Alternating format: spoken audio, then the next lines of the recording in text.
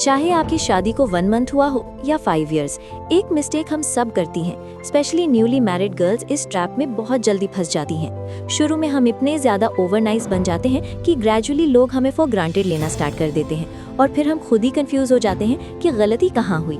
New marriage का phase बहुत emotional होता है। नया घर, नए लोग and a completely new environment.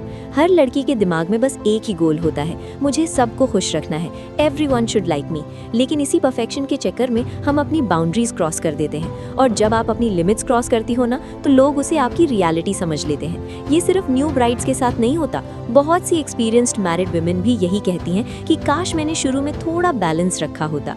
सबसे बड़ी मिस्टेक होती है being too nice. For example, आप एग्जॉस्टेड हो लेकिन फिर भी जी मैं कर लेती हूँ। आपको कुछ समझ नहीं आ रहा लेकिन फिर भी हाँ मुझे आता है। आपको रेस्ट की जरूरत है लेकिन फिर भी आप एक्स्ट्रा काम पिक कर लेती हो।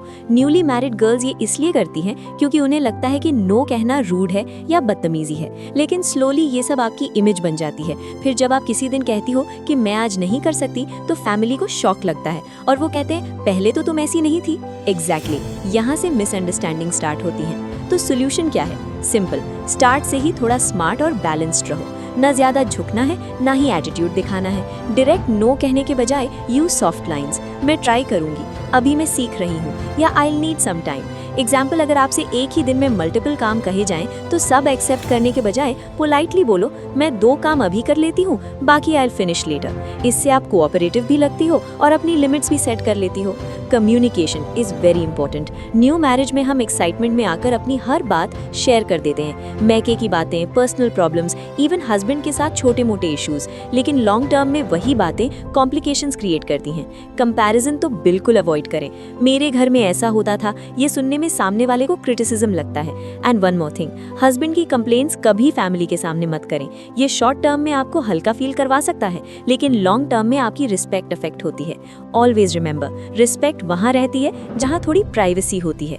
शादी में एक और प्रेशर होता है, looking perfect all the time. या तो लड़कियां हर वक्त ओवरड्रेस्ड रहती हैं या फिर इतनी टायर्ड हो जाती हैं कि सेल्फ केयर भूल जाती हैं। Balance is the key. Simple, neat and clean रहना, लाइट मेकअप, फ्रेश क्लोथ्स, ये आपको नेचुरली ग्रेसफुल बनाता है। और सबसे इम्पोर्टेंट, डोंट बी फेक। अगर आप शुरू में एक अनरियल वर्जन दिखाओगी, तो बाद में जब आप नॉर्मल होगी तो लोग कहेंगे कि तुम बदल गई हो। एक चीज जो हम वक्त के साथ सीखते हैं वो है साइलेंस की पावर। हर बात का जवाब देना जरूरी नहीं होता। अगर कोई छोटी सी बात पे कमेंट कर दे तो उस वक्त रिएक्ट मत करें। जितना आप रिएक्ट करेंगी, बात उतनी ही बढ़ेगी। साइलेंस कभी वीकनेस नहीं होती, कभी कभी ये सबसे स्ट्रॉन्ग रिएक्शन होता है। चाहे आपकी शादी अभी हुई हो या आपको इयर्स हो चुके हों, ये रूल्स हर स्टेज पे अप्लाई होते हैं। Specially if you are a newly wed, याद रखो, जो स्टैंडर्ड्स आप आज सेट कर रही हो वही आपका फ्यूचर डिफाइन करेंगे। अच्छा बनो, लेकिन इतना भी नहीं कि आप अपनी आइडेंटिटी भूल जाओ।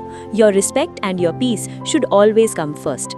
अगर आप न्यूली वेड हो और मेरी बातों से अग्री करती हो तो कमेंट में अग्री जरूर लिखना। और अगर आप एक्सपीरियंस्ड हो तो अपनी लाइफ का एक्सपीरियंस शेयर करें, या कोई ऐसी एडवाइस जो आप मुझे देना चाहें, ताकि मैं भी आप सबसे कुछ सीख सकूं।